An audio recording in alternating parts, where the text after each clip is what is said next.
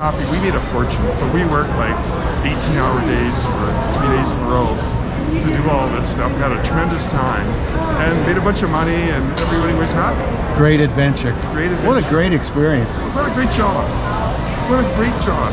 It sounds like you were content being in the studio, doing what you were doing, but then along the way there was the Lake Louise experience and other kind of perks or special parts of the job that you got to take part in. Yeah, exactly. Well, that's part of being showbiz, right? And that came true.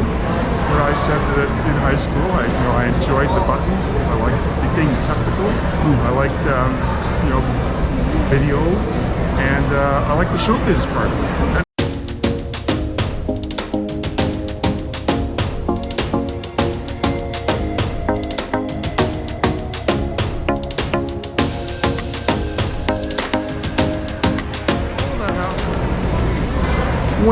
When I think of media and news, one of the things I personally think about is the content of the news. Over 31 years, you saw and heard a lot. Would you say over those 31 years, your experience was one in which the people you worked with did their very best the majority of the time to report on exactly what was happening? Or was there any kind of agenda inserted into the news? Well, you're talking about bias. Bias. Well, I didn't see any of that. Okay. Although it does happen. Okay. And although you're part of your environment. Right. So the biases become part of you. Right. Whether you're there or not. Right. British Columbia, I'm born and raised in British Columbia. A little bit more left-leaning, NDP-ish. Right. Alberta, more right-ish, conservative. Yeah. Ralph Klein, I lived through Ralph Klein. Everybody loved Ralph Klein. In Alberta? Everybody. Yes. Okay. He did finally, get voted out of his party. And, sure. Fade Eventually, away. people. But at the time, in his heyday, he was a highly loved guy. And but that was like the right-leaning thing, and so that went into people didn't go out of their way to criticize the right. Right. Of the because you were in a more right-leaning environment. Well, we didn't go out of the way to criticize the left either. Yeah. Right. So, but there were biases, I'm sure. Okay. But it's kind of like white privilege. Right. You don't see it when you're in it. Right. As much as you probably are. Right. Right. Right. Right. So biases are there 100%, but it wasn't real obvious. It wasn't like we were straight down the middle as far as I could tell on 99% of the stuff. Yeah, that's refreshing, because as a viewer, not somebody that's there, it can feel in this day and age sometimes like wherever you are in the world, and I travel all over when there isn't the restrictions that we have right now. There's usually a very clear, more than bias. Some would say it tends to be propaganda in nature, rather than worse. Inventor Ron and I are at the mall in the food court having a conversation. We witnessed a lady come by and trip and fell on the floor. I mean, the facts, the truth. Neither of us are putting our why it happened, oh, she shouldn't be working here, or those boots were we're just reporting what happened. And it's nice to hear from somebody inside who had the vantage point you did of saying biases maybe, but that's people in general, but never to so change the news. Never to so. Not that I saw. Okay. And I wasn't in the newsroom. I was in the control room. So I wasn't chummy with all of the reporters and the news director and all of that, the producers. So who knows what their agenda was, but I went and sat through tens of thousands of newscasts, right. And I was never outraged at, right. What was said. Maybe it was difficult to even focus a lot of times on the real intent or the content, even because of your responsibilities. I don't know. Well, yeah, of course. But after a period of years, you get to be able to push the walk and buttons chew gum at the same time. And that's good. I get back to the professionalism. Television was, and I don't know if it probably still is, a very small group of people when you consider the number of employed people in the country. Right. So it's a very exclusive club. Right. To get into the production facility in a television station. Sure. There's like a dozen people. Like, I was a switcher director. There was like a switcher director in the other two stations. Right. Maybe a couple of them.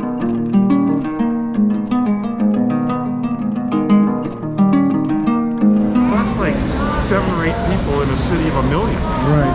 You know, it's not like you're a chef where there's thousands of chefs.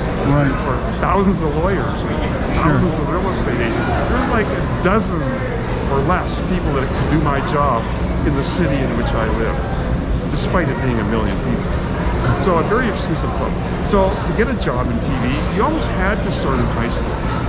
Okay. You couldn't come at like 30 years old and say, hey, I want to be a TV You had to work director. your way in and be a part of it. You had to like start when you were a kid. Right. To get the knowledge, to get your foot in the door, to start at the bottom, to work your way up, to get the experience, to get the job, to be able to become part of the team. So you had to go to college to take a journalism course to get a job as a reporter in the newsroom. So you know, professionalism was there to get you the job in the first place. I mean, non-professionals never were there because they didn't have the opportunity to get in. Stephen Harper came from Alberta. He was Canada's premier.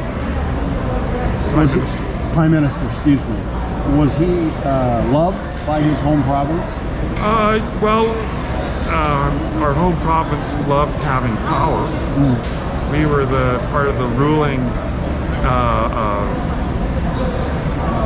side of the government, which is, you know, something to take some solace in.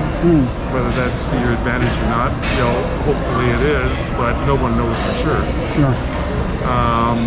But other than that, you know, there's a lot of cynicism too. I mean, people, you know, they don't, other than, you know, the current past president of the United States, there aren't blind followers of any individual in Canada.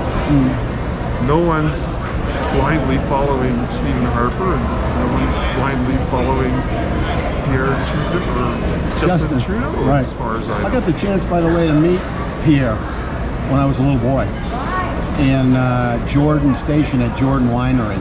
They had a festival there of some kind, and I happened to be there with maybe my parents or relatives, I don't remember who, and he got off a helicopter, and you know, it was simple. It was a simple conversation and all. Okay, so Inventor Ron, we've looked at your life in a nutshell, focusing on your career path, focusing on a passion that clearly you love. You really... I miss TV. I miss it. It came to an end because it was time to leave? Well, I got tired of rotating shifts. Working in television is it's a 24-hour business, but I was in live television, and live television is on TV when people are at home. Okay. And they're at home in the mornings and they're at home in the evenings. So I worked on the morning shows, started at 5:30 till 1 was my shift for 4 weeks. And then I was on the afternoon shift for the newscast, 3:30 to midnight. Long hours. For 4 weeks. Well, it's like not 7.5 hours. Plus the driving back and forth, or you hung around or did something else? Lived in various distances from work.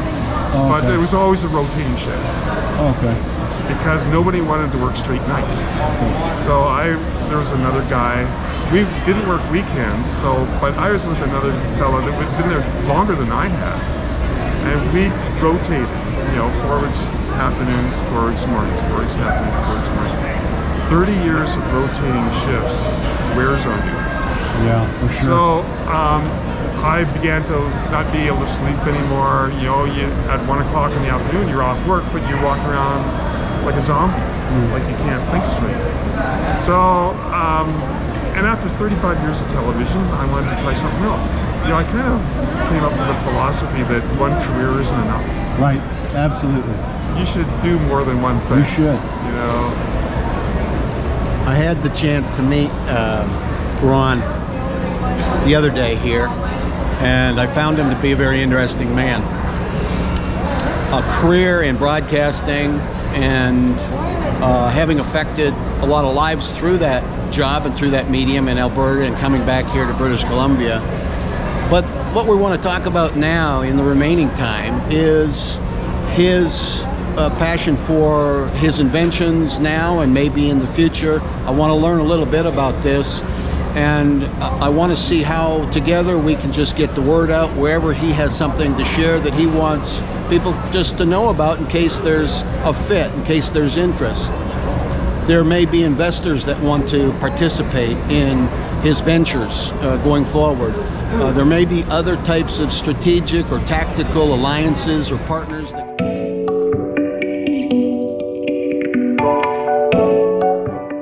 Well, when I retired in 2011, I wanted to become an inventor, and I had an idea in mind.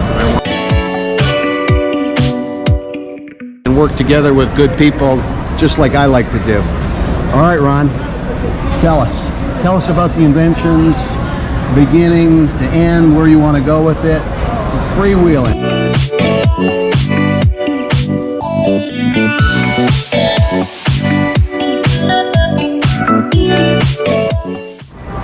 Hey, this has been fantastic. Inventor Ron, I really appreciate your time. My pleasure. And